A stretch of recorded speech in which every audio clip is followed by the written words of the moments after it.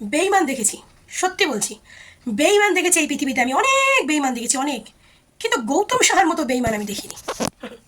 একদম মার Camara piece বেইমান। মানে একটা বেইমান মানুষ যে এই রকমের হতে পারে, সেটা আমি গৌতম সাহাকে না দেখলে হয়তো বুঝতেই পারতাম না যে বেইমানের এত রূপ হতে পারে।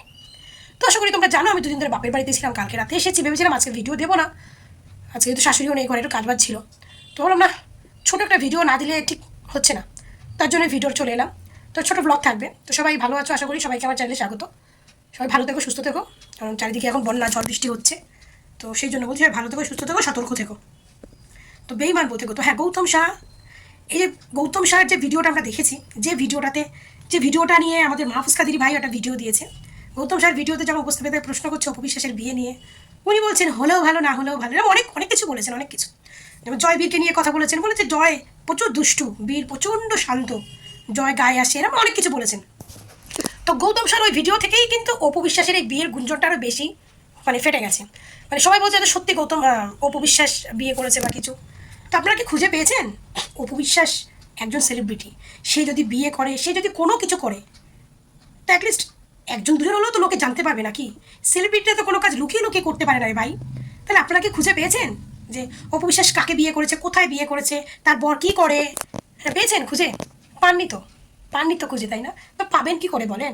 অপবিশ্বাস বিয়ে করলে তো পাবেন। গৌতম সাহা একটা গেছে, গৌতম সাহাকে ইন্টারভিউতে ডেকেছে, কোনো একটা চ্যানেল থেকে ডেকেছে, সে বড় কোনো চ্যানেল না, একটা ছোটোখাটো চ্যানেল থেকে ডেকেছে। সেখানে গৌতম শাহকে কিছু প্রশ্ন করেছে, গৌতম শাহ সেই প্রশ্নগুলো গৌতম শাহকে ডেকেছে, ডেকে অপবিশ্বাসকে নিয়ে প্রশ্ন করেছে। সেখানে কিন্তু বুবলি প্রশ্নটা খুব কমই ছিল, অপবিশ্বাসের প্রশ্নটা বেশি ছিল। কারণ জানে যে কার প্রশ্ন করলে, মানে উপস্থাপিকাও জানে যে কার প্রশ্ন করলে তার এই চ্যানেলের এই ইন্টারভিউটা ভাইরাল হবে, কার প্রশ্ন করলে ভাইরাল হবে না। তো উনি অপবিশ্বাস বিয়ে করেছেন এই সমস্ত অনেক কিছু শুনছেন। তো সেখানে গৌতম শাহ কিছু বলেছেন, মানে নেগেটিভও বলেনি, পজিটিভও কিছু বলেনি, হলেও ভালো না হলেও ভালো। এই বিষয়টাকে নিয়ে গুঞ্জনটা আরও ফেটে গেছে, সবাই আরও বলছে অপবিশ্বাস বিয়ে করেছেন, এই করেছেন, অনেক কিছু বলছে। বলি অপবিশ্বাস যদি বিয়ে করেও থাকেন, তাতেও তো কারো কিছু না। কারণ সবার মতে, আমাদের যতটুকু জানা মতে, অপবিশ্বাসের শাকিব খানের ডিভোর্স হয়ে গেছে। অপবিশ্বাস একজন সিঙ্গেল মাদার। যদি সে সিঙ্গেল মাদার হয়ে যদি সে বিয়ে করে, তাতে কার কি যায় আসে?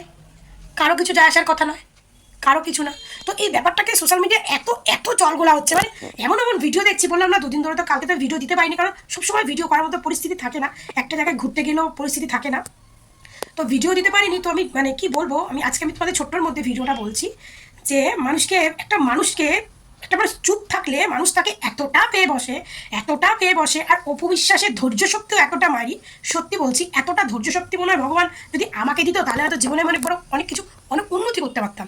এই যে আজকে চারিদিকে শুধু অপবিশ্বাসের বিয়ের গুঞ্জন নিয়ে যে ঘটনাটা উঠেছে, ভাবুন, অপবিশ্বাস এখনো অব্দি কিন্তু নিজের মুখে কোনো কিছু বলেনি। অপবিশ্বাসের একটা পুরনো ভিডিও নিয়ে, যেখানে সে বলেছেন হ্যাঁ সে বিয়ে করবেন, একাকি করে কাটাবেন, পুরনো একটা ভিডিও নিয়ে সোশ্যাল মিডিয়ায় ভাইরাল করলে, ফেক ভিডিও, ওইটা দিয়ে ফেক ভিডিও বানিয়ে সোশ্যাল মিডিয়ায় কাটছাট করছে, যেখানে মাহফুজ কাদির ভাইও ক্লিয়ার বলে দিল যে আপু এসব কোনো কিছুই না, এগুলো ফেক নিউজ ছড়াচ্ছে, ফেক কিছু।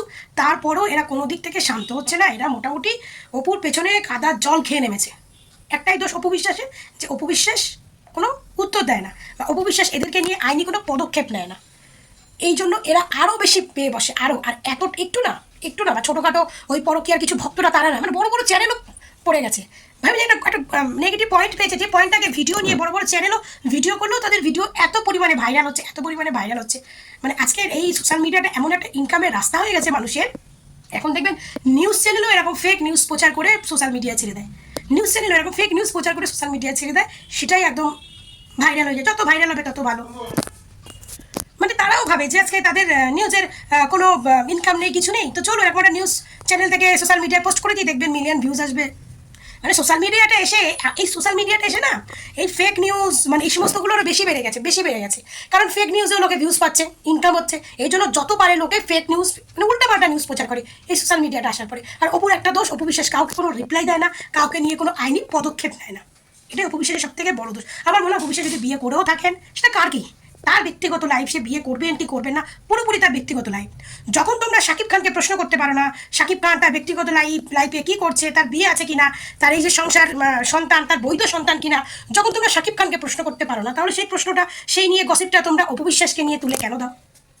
এই যে শাকিব খানের এই যে কন্যা সন্তান হয়েছে, শাকিব খান যে আজ অব্দি সে কন্যা সন্তানকে মেনে নেয়নি, আজ অব্দি যে বুবলির সে পোস্টটাকে অ্যাকসেপ্ট করেনি, ট্যাগটাকে অ্যাকসেপ্ট করেনি, তোমাদের মুখে তো শুনি না যে শাকিব খান কেন বলছে না এই সন্তানের বাবাকে, এই সমস্ত তো কিছুই বলি না, কারণ সে একজন মেগাস্টার না, মেগাস্টার সে, মেগাস্টারে কিছু করলে মেগাস্টারের ভক্তরা একদম চোদে চার বাবুঘাট করে দেবে, কারণ মেগাস্টারে কিছু অন্ধ ভক্ত আছে না, তারা তো আবার মেগাস্টারের কেচ্চা ঢাকতে চায়, তো সেই ভক্তদের ভয়ে তারা মেগাস্টারকে কিছু বলতে পারে না, তারা অপুকে বলে, কারণ অপুর ভক্তদের তো একটু লেভেল আছে না, অপুর ভক্তরা যারা লেভেলের ভক্ত, তারা মানে যতই যাই হোক না কারণ নিজের ডা করবে, নিজের মান সম্মানটাকে বজিয়ে করবে, এই জন্য অপুর ভক্তরা অত মুখ লাগাতে চায় না, সবাই বিশ্বাস করে যে সত্যটা প্রমাণ হবেই, হয়েও যায় পরের দিক থেকে, পরে অপুর ভক্তরাই জিতে যায়, এই জন্য অপুর ভক্তরা কখনো মুখ লাগায় না, কিন্তু তার মানে এই নয় অপুর ভক্তরা মুখ লাগায় না, অপু বিশ্বাস মুখ লাগায় না, তার মানে এই নয় তোমরা একটা ফেক নিউজ ভিউজের জন্য একটা ফেক নিউজকে মানে যত পারো ওপরে তুলবে, যত পারো ওপরে তুলবে, তো যাই হোক।